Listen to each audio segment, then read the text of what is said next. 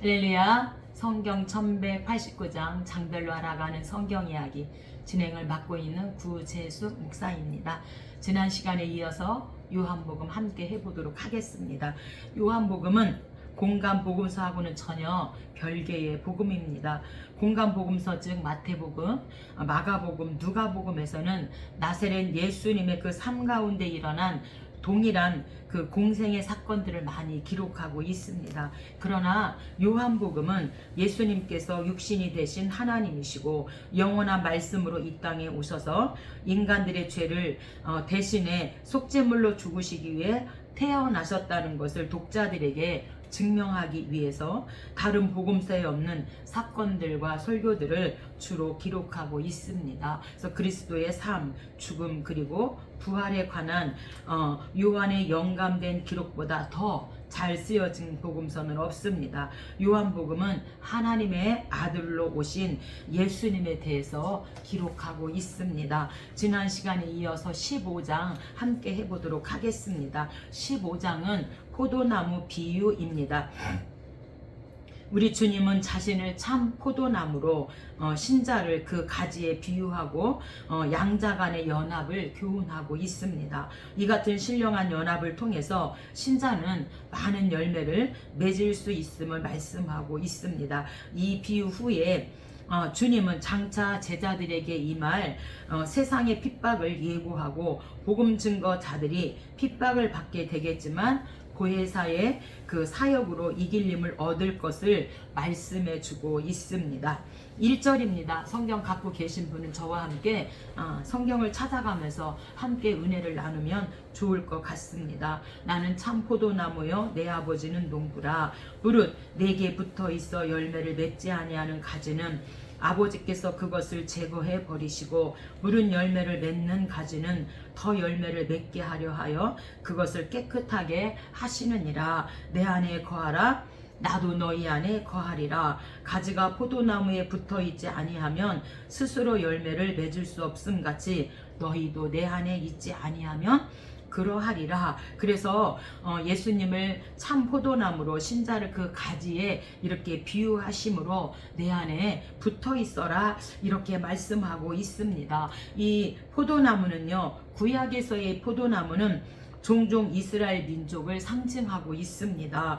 대부분의 경우 이스라엘은 하나님의 은혜를 배신함으로 인해 징계를 받아야 할 악한 포도나무로 묘사하고 있는데 우리 본문에서 하나님의 아들이신 예수님이 바로 참 포도나무이시다 이렇게 증거하고 있습니다. 우리 찬양도 있죠. 예수는 참 포도나무 우리는 가지니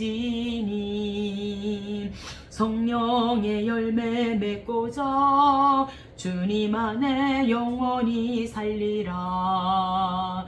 주 안에 살리라. 주 안에 살리라. 사랑 기쁨 건강과 평화 영원한 행복과 능력의 승리의 모든 것 더하여 주시네. 그래서 예수는 참 포도나무 우리는 가지입니다. 붙어 있을 때 성령의 열매를 맺을 수가 있습니다. 주님 안에서 영원히 살 수 있습니다. 이렇게 15장에 우리가 찬양으로 고백을 하고 있습니다. 16장입니다. 16장은요 성령 사역에 대해서 예수님께서 말씀하고 있는데 예수님이 이제 십자가 지시고 부활하시고 승천하신 다음에 반드시 성령님을 보내주실 건데 그 성령님이 하실 일은 이런 것이다. 죄에 대하여 그 다음에 성령님은 진리로 우리를 인도할 거고 이 성령님이 함께 하시면 주님께 영광을 올릴 수 있게 된다. 이렇게 말씀하고 있습니다. 우리가 마태복음 24장이 재림 징조져서 거전기지, 그래서 거짓 선지자, 전쟁, 기근, 지진에 대해서 이렇게 제자들에게 임할 그런 환난을 언급하고 있습니다. 이 환난은 주의 사역자들이 복음 사역 현장에서 부딪히는 피할 수 없는 문제입니다. 중요한 것은 우리가 성령의 능력을 의지하여 그것을 담대히 헤쳐가는 신앙을 말씀하고 있는 것이죠. 주님의 그 죽음이 당장에는 제자들에게 슬픔에 빠뜨릴 것이지만 장차 성령님이 오시면 그 성령님이 큰 유익을 가져올 것임을 말씀해 주고 있습니다. 7절부터는 성령 사역이 하는 일이죠. 죄에 대하여, 의에 대하여, 심판에 대하여 말씀하고 있습니다. 7절입니다. 내가 너희에게 실상을 말하노니 내가 떠나가는 것이 너희에게 유익이라. 내가 떠나가지 아니하면 보혜사가 너희에게로 오시지 아니할 것이요 가면 내가 그를 너희에게로 보내리니 그가 와서 죄에 대하여, 의에 대하여, 심판에 대하여 세상을 책망하시리라. 죄에 대하여라 함은 그들이 나를 믿지 아니하며 의에 대하여라 함은 내가 아버지께로 가니 너희가 다시 나를 보지 못하며 심판에 대하여라 함은 이 세상 임금이 심판을 받았음이라. 이렇게 죄에 대하여, 의에 대하여, 심판에 대하여 이렇게 말씀하고 있습니다. 저희들이 처음에 전도할 때 초기에는 이 죄에 대해서 잘 몰라서 우리가 육신적으로 짓는 이 죄에 대해서만 우리가 설명을 했어요. 근데 오늘 9절에 보니까 죄에 대하여라 하면 저희가 나를 믿지 아니하니라. 이렇게 예수 믿지 않는 게 죄다. 이렇게 말씀하고 있습니다. 그래서 우리가 정말 전도할 때에 예수 믿지 않는 게 죄예요. 우리가 율법으로 구원받을 수는 없어요. 믿음으로 가는 나라잖아요. 믿음으로 가는 나라 하나님 나라이잖아요. 어여뻐도 못 가고요. 똑똑해도 못 가고요. 오직 부자도 못 가고요. 믿음으로 가는 나라가 하나님 나라입니다. 그래서 우리가 예수 믿지 않는 그것이 바로 죄임을 성령께서 말씀해 주고 있습니다. 13절부터는 이제 성령님이 진리로 인도하실 것이다 이렇게 말씀하고 있습니다. 13절입니다. 진리의 성령이 오시면 그가 너희를 모든 진리 가운데로 인도하시리니 그가 스스로 말하지 않고 오직 들은 것을 말하며 장래일을 너희에게 알리시리라. 아멘. 성령님께서 우리를 진리로 이제 인도해 주시는데 오직 듣는 것을 말하고 장래일을 알게 하여 주시겠다. 그래서 우리 예수님이 오히려 십자가를 지고 부활하셨다가 승천하는 것이 훨씬 더 우리에게 유익하다. 성령님은 언제나 내 안에 오셔서 언제나 함께 하시기 때문에 그렇게 성령님이 훨씬 유익하다. 이렇게 우리 주님이 제자들에게 말씀하고 있습니다. 14절은요 성령님이 우리 주님의 영광을 나타내게 될 것이다 말씀하고 있습니다. 14절입니다. 그가 성령님이죠. 성령님이 내 영광을 나타내리니 내 것을 가지고 너희에게 알리시겠습니다. 그래서 우리 성령님께서 오셔서 하시는 사역이 죄에 대하여, 의에 대하여, 심판에 대하여, 그 다음에 진리로 인도하고 이제 그 성령님이 예수님의 그 영광을 나타내게 될 것이다. 성령 사역에 대해서 16장에서 말씀하고 있습니다. 17장은요 중보 기도입니다. 본서는 겟세마네 기도 대신 대제사장의 기도를 수록하고 있습니다. 우리 주님은 멜기세덱의 계열을 따른 영원한 대제사장으로서 성부와 사람 사이에 중보 기도를 드리셨습니다. 이 기도는 성부와 성자의 영광을 구하는 것에서 시작하여 제자들의 그 충성을 강구하다가 성도들의 신령한 교제를 염원하면서 끝이 나게 되어집니다. 그래서 우리 주님이 자신을 위하여 제자들을 위하여 모든 이제 신약의 모든 그 성도들을 위하여 우리 주님이 기도하시는 중보 기도입니다. 1절부터는 예수님 자신을 위한 기도입니다. 예수께서 눈을 들어 하늘을 우러러 이르시되 아버지여 때가 이르렀사오니 아들을 영화롭게 하사 아들로 아버지를 영화롭게 하옵소서. 그래서 예수께서 눈을 들어 하늘을 우러러 이르시되 해서 하늘을 우러러라는 것은 유대인들은 하나님이 하늘에 계신다고 생각했기 때문에 일반적으로 이러한 기도의 그 자세를 예수님도 취하셨다는 것입니다. 하지만 특별히 간절하게 기도할 때에는 엎드려서 우리 주님이 기도하기도 하셨음을 말씀해 주고 있습니다. 2절입니다. 아버지께서 아들에게 주신 모든 사람에게 영생을 주게 하시려고 만민을 다스리는 권세를 아들에게 주셨음이로다. 영생은 곧 유일하신 참 하나님과 그가 보내신 자 예수 그리스도를 아는 것이니라. 그래서 우리 주님이 자신을 위해서 눈을 들어 하늘을 우러러 아버지여 때가 이르렀사오니 아들을 영화롭게 하사 아들로 아버지를 영화롭게 하게 하옵소서. 예수님 자신을 위해서 그렇게 기도하셨습니다. 9절은 제자들을 위한 중보 기도를 우리 주님이 하십니다. 9절입니다. 내가 그들을 위하여 비옵나니 내가 비옵는 것은 세상을 위함이 아니요 내게 주신 자들을 위함이니이다. 그들은 아버지의 것이로소이다. 그래서 여기서 그들은요 바로 제자들이죠. 제자들을 위한 예수님의 그 중보 기도입니다. 11절 나는 세상에 더 있지 아니하오나 그들은 세상에 있사옵고 나는 아버지께로 가옵나니 거룩하신 아버지여 내게 주신 아버지의 이름으로 그들을 보존하사 우리와 같이 그들도 하나가 되게 하옵소서. 내가 비옵는 것은 다만 악에 빠지지 않게 보존하시기를 위함이니이다. 그래서 여기에서 그들은 예수님의 12 제자를 말하고 있고요. 우리 주님이 12 제자가 악에 빠지지 않게 보존되기를 원합니다. 우리 제자들을 지켜주세요. 이렇게 제자들을 위한 중보 기도를 우리 주님이 드리셨고요. 20절부터는 전 신약 성도들을 위한 중보 기도입니다. 20절 내가 비옵는 것은 이 사람들만 위함이 아니요 또 그들의 말로 말미암아 나를 믿는 사람들도 위함이니 이 사람들은 제자들이고 이 제자들을 통해서 이제 예수를 믿게 된 나를 믿는 사람들도 위함입니다. 그래서 전 신약 성도들을 위한 중보 기도입니다. 내게 주신 영광을 내가 그들에게 주었사오니 이는 우리가 하나가 된 것 같이 그들도 하나가 되게 하려 함이니이다. 내가 아버지의 이름을 그들에게 알게 하였고 또 알게 하리니 이는 나를 사랑하신 사랑이 그들 안에 있고 나도 그들 안에 있게 하려 함이니이다. 그래서 우리 주님이 자신을 위하여 제자들을 위하여 전 신약 성도를 위하여 우리 주님이 중보하고 기도하시는 17장입니다. 18장은 겟세마네 기도와 말고의 그 귀입니다.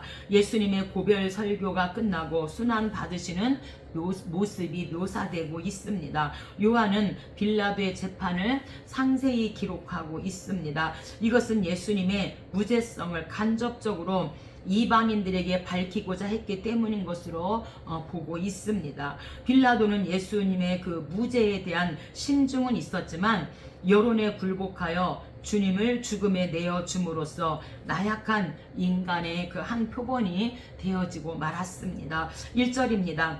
예수께서 제자들과 함께 기드론 시내 건너편으로 나가시니 그곳에 동산이 있는데 제자들과 함께 들어가시니라. 그래서 여기서 동산은요 겟세마네 동산, 겟세마네 산 안에 있는 감람산, 그래서 겟세마네 동산입니다. 그곳은 가끔 예수께서 제자들과 모이시는 곳이므로 예수를 파는 유다도 그것을 알더라. 유다가 군대와 대제사장들과 바리새인들에게서 얻은 아랫사람들을 데리고 등과 횃불과 무기를 가지고 그리로 오는지라. 예수께서 그 당한 일을 다 아시고 나아가 이르시되 너희가 누구를 찾느냐? 대답하되 나사렛 예수라 하거늘 내가 그니라 하시니라. 그를 파는 유다도 그들과 함께 섰더라.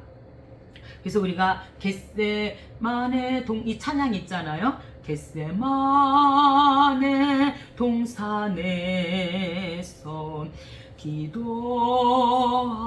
기도하실 때 주님의 땀방울은 피로 변했네. 하나님을 거역한 나를 위하여 순종의 속죄 피를 흘려 주셨네.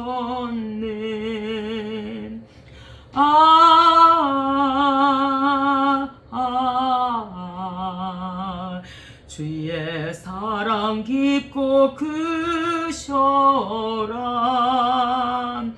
내 영혼의 파도처럼 메아리 쳐온다. 우리 예수님이 겟세마네에서 이 동산에서 기도하실 때 아버지가 할 수만 있으면 이 잔을 내게서 옮기시옵소서, 땀방울이 변할 핏방울 되기까지 그렇게 우리 주님이 간절하게 기도를 하셨습니다. 바로 나의 죄 때문에 순종의 속죄피를 흘려 주신 그 주님의 보혈을 찬양합니다. 10절입니다. 이에 베드로가 칼을 가졌는데 그것을 빼어 대제사장의 종을 쳐서 오른편 귀를 베어 버리니 그 종의 이름은 말고라. 예수께서 베드로더러 이르시되 칼을 칼집에 꽂으라. 아버지께서 주신 잔을 내가 마시지 아니하겠느냐 하시니라. 그래서 우리 주님이 그 십자가를 지시는 겁니다. 여기에서 베드로가 칼을 몸에 지니고 다녔는데 이 칼은요 헬라어로 마카이라, 그래서 길이가 약 13에서 15cm인 작은 칼로 군인들이 일종의 그 무기로 휴대했던 그런 단도일 가능성이 큰데요.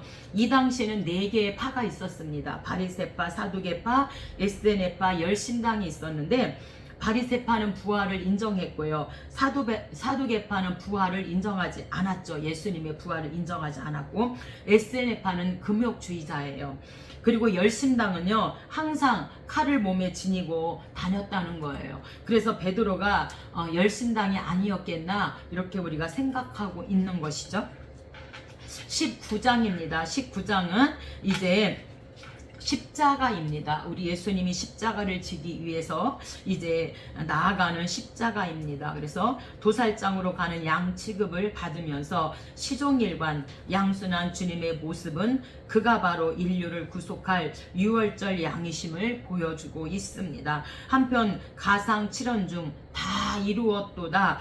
이 말씀은 그리스도의 구속 사역의 완전성을 증거하고 있습니다. 그래서 시편 22편도 메시아 순환, 시편 이사야 53편은 종으로 오실 예수님, 그래서 이렇게 나타난 메시아 순환이 예언되어졌고 그 예언이 성취되었음을 말씀해 주고 있습니다. 시편 기자나 이사야를 통해서 말씀하신 종으로 오신 예수님 메시아 순환이 신약에 와서 그대로 그 말씀이 이루어졌음을 지금 알 수 있지요. 1절입니다. 이에 빌라도가 예수를 데려다가 채찍질 하더라. 그래서 채찍은요 로마의 그 채찍에는 몇 개의 가시가 달려 있고 그 끝은 나비나 날카로운 뼈가 달려 있어서 이 채찍은 살을 파고 들어가서 정맥과 동맥까지도 찢는 정말 그 무서운 채찍인데 우리 주님이 이런 채찍에 맞으셔서 물가피를 다 쏟으신 것이죠. 2절입니다. 군인들이 가시나무로 관을 엮고 그의 머리에 씌우고 자색 옷을 입히고 앞에 가서 이르되 유대인의 왕이여 평안할지어다. 군인들이 예수를 십자가에 못 박고 그중 한 군인이 창으로 옆구리를 찌르니 피와 물이 나오더라. 이를 본 자가 증언하였으니 그 증언은 참이라. 이 일이 일어난 것은 그 뼈가 하나도 꺾이지 아니하리라 한 성경을 응하게 하려 함이라. 그래서 우리가 웬 말인가 날 위하여 주 돌아가셨나.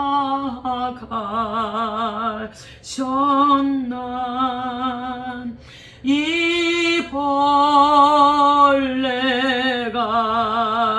든 날 위해 그네 받으셨나. 우리가 정말 은혜 받을 때 하나님 앞에 몸밖에 드릴 것 없어 이 몸 드립니다 이렇게 찬양하면서 눈물로 주님 앞에 고백을 한 기억이 납니다. 우리 주님이 옆구리 옆구리를 찔리셨는데 로마서 5장 12절로 21절에 보면 아담 옆구리에서는 하와가 나와서 악의 근원을 이루었고요. 예수님의 옆구리는요, 물과 피 그 보혈을 흘리셔서 인류의 구원을 이루었음을 말씀해 주고 있습니다. 그래서 첫사람 아담은 죽이는 영이지만 두 번째 아담인 예수 그리스도는 살리는 영으로 오셨습니다. 아멘. 주님을 찬양합니다. 20장입니다. 20장은 이제 우리 주님이 3일 만에 부활하시는 부활 사건을 다루고 있고요. 막달라 마리아가 나오고 10제자가 나오고 11제자를 우리 주님이 만나주시는 20장입니다. 주님은 생전에 나는 부활이요 생명이니 나를 믿는 자는 죽어도 살겠고 이렇게 말씀하고 있지요. 그래서 죽은 자를 살리는 그런 기적과 이적을 행하기도 하셨죠. 그런데 이제 우리 주님이 직접 부활체로 나타나심으로 생전의 그 약속을 확증하고 있습니다. 부활을 통해서 주님은 당신의 그 메시아 되심을 증명하셨을 뿐 아니라 그를 믿는 신자들에게도 부활의 소망을 안겨 주십니다. 그래서 부활이 정말 귀한 것이죠. 1절입니다. 안식구 첫날 일찍이 아직 어두울 때에 막달라 마리아가 무덤에 와서 돌이 무덤에서 옮겨진 것을 보고 마리아는 무덤 밖에 서서 울고 있더니 울면서 구부려 무덤 안을 들여다보니 천사들이 이르되 여자여 어찌하여 우느냐 사람들이 내 주님을 옮겨다가 어디 두었는지 내가 알지 못함이니이다. 그리고 지금 7 귀신 들렸더니 막달라 마리아가 우리 주님이 안 보이니까 울고 있습니다. 14절입니다. 이 말을 하고 뒤를 돌이켜 예수께서 서 계신 것을 보았으나 예수이신 줄은 알지 못하더라. 예수께서 이르시되 여자여 어찌하여 울며 누구를 찾느냐 하시니 마리아는 그가 동산지기인 줄 알고 이르되 주여 당신이 옮겼거든 어디 두었는지 내게 이르소서 그리하면 내가 가져가리이다. 예수께서 마리아야 하시거늘 마리아가 돌이켜 히브리 말로 라보니여 하니 이는 선생님이라 하는 말이라. 그래서 우리 주님이 제일 먼저 이 막달라 마리아를 부활하셔서 만나 주시는 사건입니다. 19절은요 10명의 제자들을 우리 주님이 만나 주시는데 도마는 이미도 도망갔기 때문에 10명의 제자들을 만나 주십니다. 19절입니다. 안식구 첫날 저녁 때에 제자들이 유대인들을 두려워하여 모인 곳의 문들을 닫았더니 예수께서 오사 너희에게 평강이 있을지어다. 샬롬 너희에게 평강이 있을지어다. 우리 주님이 10명의 제자들에게 너희에게 평강이 있을지어다. 안식구 첫날은요 오늘날에 바로 주일입니다. 일요일이죠. 우리가 안식구 첫날 주일날 우리가 예배를 드리게 되어지죠. 이날에 예수님이 죄와 사망의 권세를 깨뜨리시고 부활하심으로써 성도들의 영원한 안식을 보장하였습니다. 따라서 초대교회 때부터 바로 이날을 이제 주일로 일요일을 주일로 주님의 날로 우리가 지켜지고 있습니다.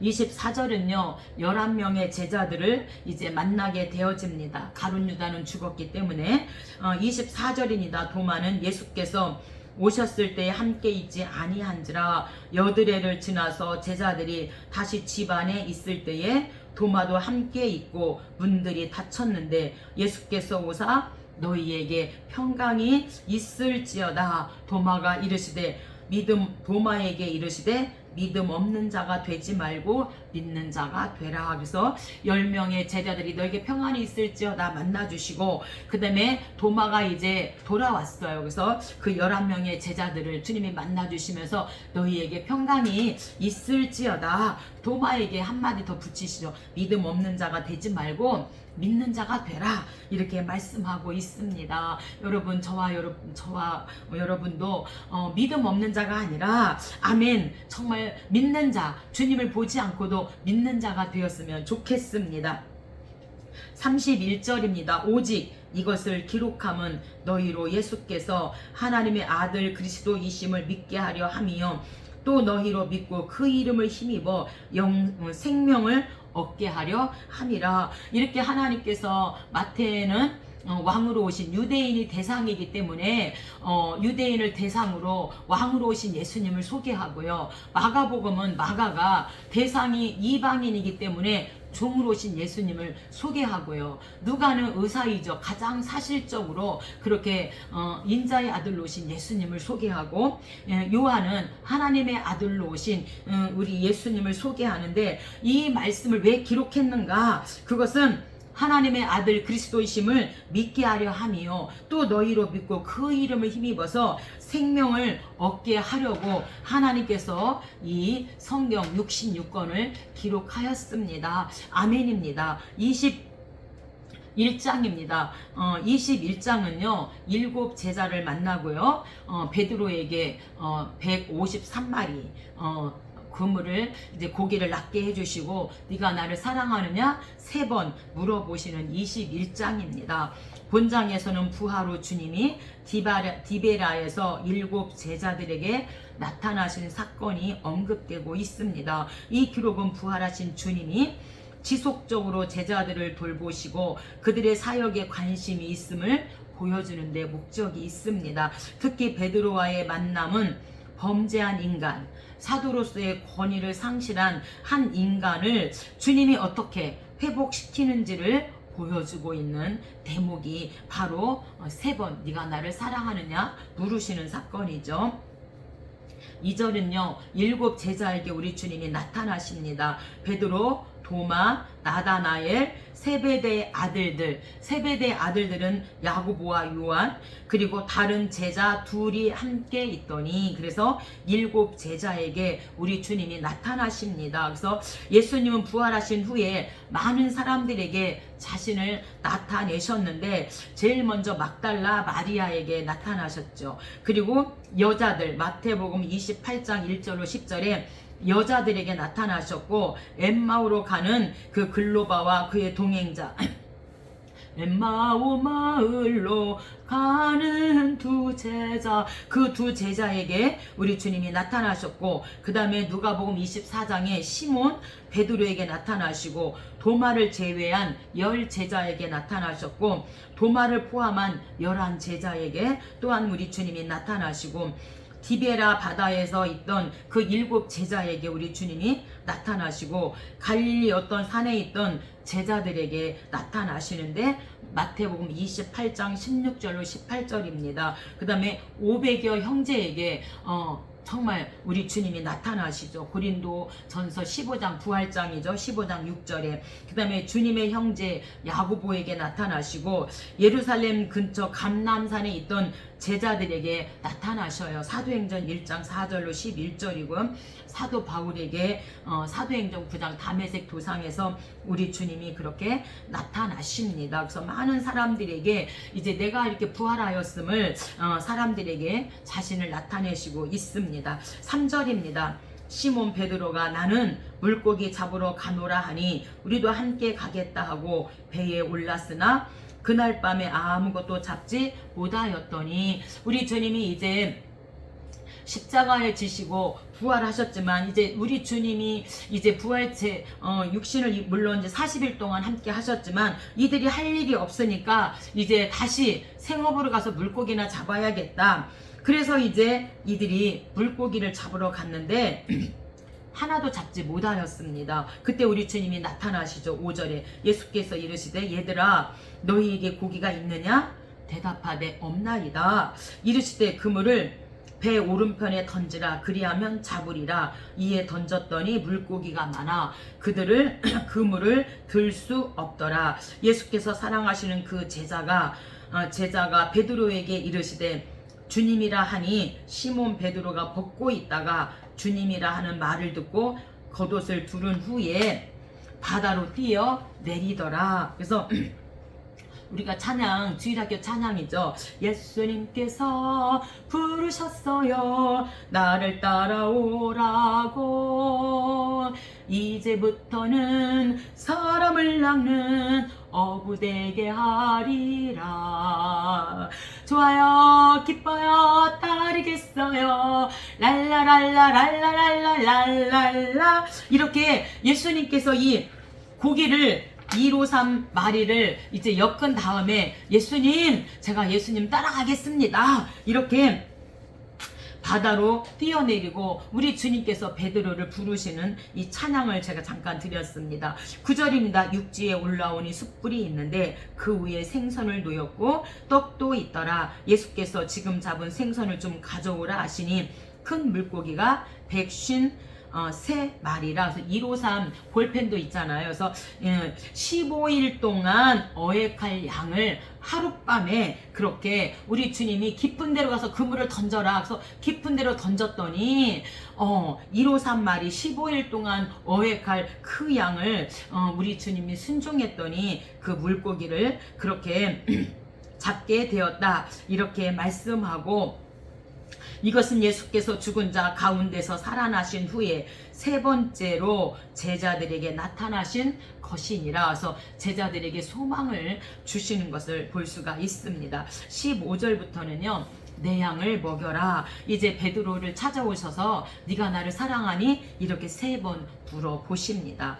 예수께서 요한의 아들 시몬 베드로에게 내가 이 사람들보다 나를 더 사랑하느냐 하시니 이르되 주님 그러하니이다. 내가 주님을 사랑하는 줄 주님께서 아시나이다. 이르시되 내 양을 먹이라 하시고, 또 두 번째 나를 더 사랑하느냐? 내가 주님을 사랑하는 줄 주님께서 아시나이다. 내 양을 치라 하시고, 세 번째 요한의 아들 시몬아 내가 나를 사랑하느냐 하시니 주께서 세 번째 내가 나를 사랑하느냐 하심으로 베드로가 근심하여 이르되 주님 모든 것을 아시오매 내가 주님을 사랑하는 줄을 주님께서 아시나이다. 이르시되 내 양을 먹여라. 왜 우리 주님께서 베드로에게 이 사람들보다 나를 더 사랑하느냐 이렇게 물으셨는가?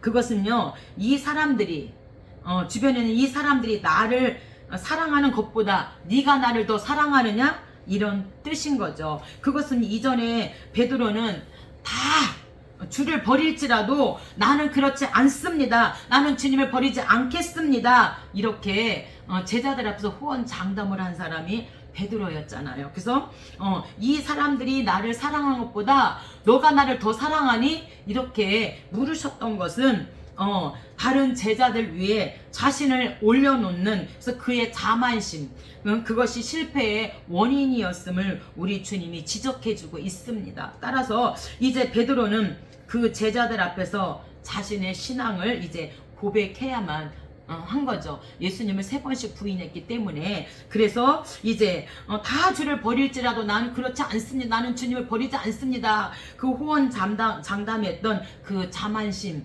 때문에 우리 주님이 이 사람들보다 네가 나를 더 사랑하니? 이 사람들이 사랑하는 것보다 네가 나를 더 사랑하니? 이렇게 3번씩 물으셨다고 하는 사실입니다. 그래서 우리 주님이 나를 더 사랑하시느냐? 이렇게 처음에 물으신 것은 아가페스, 그래서 아가페 사랑으로 물어보셨을 때 베드로는 친구로 대답을 했지요. 두 번째, 그럼 주님이 그럼 친구로 또 물으셔요. 이 사람들보다 나를 더 사랑하시느냐? 이렇게 친구로 물어보시고, 세 번째 주님께서 내 양을 먹여라. 그래서 성도는 예수님의 양임을 고백하고 있습니다.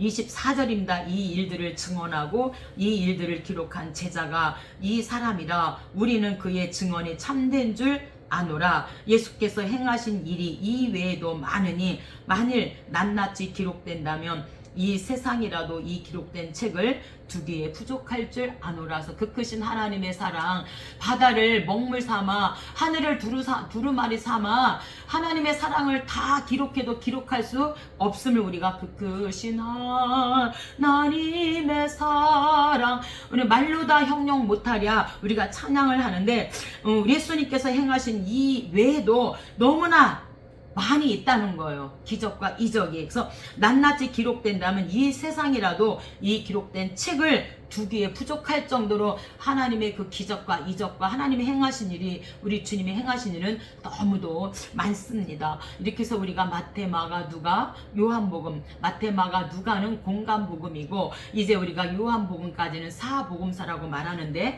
마쳤습니다. 다음 시간에는 사도행전으로 여러분들을 만나보도록 하겠습니다. 감사합니다.